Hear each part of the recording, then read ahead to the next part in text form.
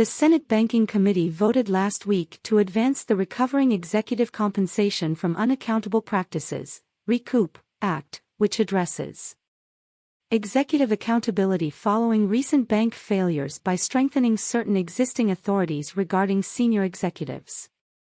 The bill also requires banks to adopt forward-looking, corporate governance and accountability standards to promote responsible management and provides clawback authority in the event of a bank failure. Senate Banking Committee Chairman Sherrod Brown, DOH, and Senator Tim Scott, RC, the ranking member of the committee, negotiated the terms of the bill, and it was widely supported by the committee Republicans and Democrats. Lawmakers pushed for the RECOUP Act in the wake of the collapse of the Silicon Valley Bank, First Republic Bank, and other financial institutions. After First Republic Bank collapsed, J.P. Morgan Chase, the largest bank with over $3 trillion in assets, purchased First Republic, leading to more consolidation of the banking system under the leadership of megabanks such as J.P. Morgan Chase. Typically, banks are legally barred from buying another bank if they hold 10% or more of the country's deposits, and J.P. Morgan Chase well exceeds that figure. However, there is a loophole that allows megabanks to purchase a bank if it is failing. Vance proposed his amendment, Amendment Number 9, to the bill, which would seek to close the loophole to ensure that a megabank can only purchase the failing bank if it is the only viable bid to avoid a failure of the distressed financial institution. Vance said during a Senate banking hearing last week that America must protect its community banks. "We have a problem in this country. The problem is that a banking system that has largely worked for a lot of small businesses, the three-tier banking system, where you have the big banks, you have a lot of regional banks that do important financial services, but you also have community banks that do a lot of lending services that nobody else is willing to do.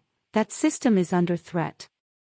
The burden of our financial system falls heaviest on the small and mid-size banks. The amendment that we proposed would mean that if the FDIC takes a bank into receivership, we only allow a massive bank to buy the failed bank's assets unless there's no other alternative and there's no other buyer on the table. One of the things that we learned from the SVB, Silicon Valley Bank, crisis and much of the fallout is that the big banks have a lower cost of capital. They're able to absorb these things. But if that leads to concentration and if we don't do anything to stop it, we're going to wake up in a country that has 3 or 4 massive banks and no small and regional banks for our financial system." Emphasis added. "That's a disaster for our country.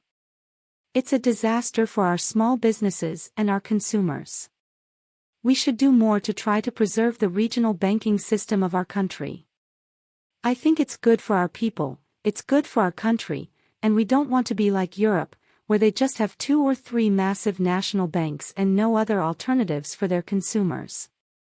The Independent Community Bankers of America backed Vance's amendment in a written statement, saying, "The Independent Community Bankers of America, ICBA, supports the Senator J.D. Vance Amendment Number 9 to strengthen the application of existing 10% deposit concentration cap law when addressing bank failures.